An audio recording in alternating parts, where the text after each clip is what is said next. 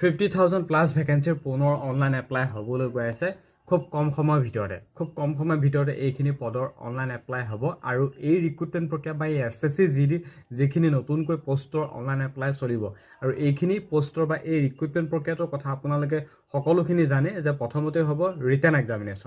written examination 160 মাৰ্কৰ হ'ব 80টা question আহিব নিগেটিভ মাৰ্কিং থাকিব আৰু লগতে আপোনালোকে এক্সামটো অসমীয়াটো দিব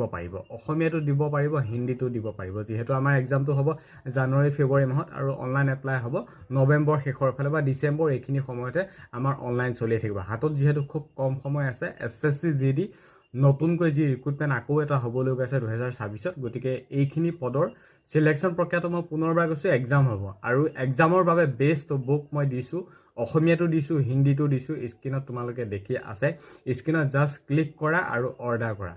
আৰু তোমালোকে এতিয়া পেমেন্ট কৰিব নালাগে যেতিয়া হোম ডেলিভাৰী বা ঘৰত পাবগৈ কেছ এণ্ড ডেলিভাৰী এভেইলেবল আছে তেতিয়া তোমালোকে পেমেন্ট কৰিবা গতিকে বেষ্ট বুক দিছোঁ অসমীয়া হিন্দী গোটেইকেইটা দিছোঁ স্ক্ৰীনত দেখি আছা টাচ কৰা অৰ্ডাৰ কৰা 50,000 প্লাছ ভেকেঞ্চি আহিবলৈ গৈ আছে অনলাইন হ'ব খুব কম সময়ৰ ভিতৰতে এক্সাম হ'ব জানুৱাৰী ফেব্ৰুৱাৰী মাহৰ মানে হাতত একেবাৰে টাইম নাই গতিকে অৰ্ডাৰ কৰা আৰু প্ৰিপেয়াৰেশ্যন কৰা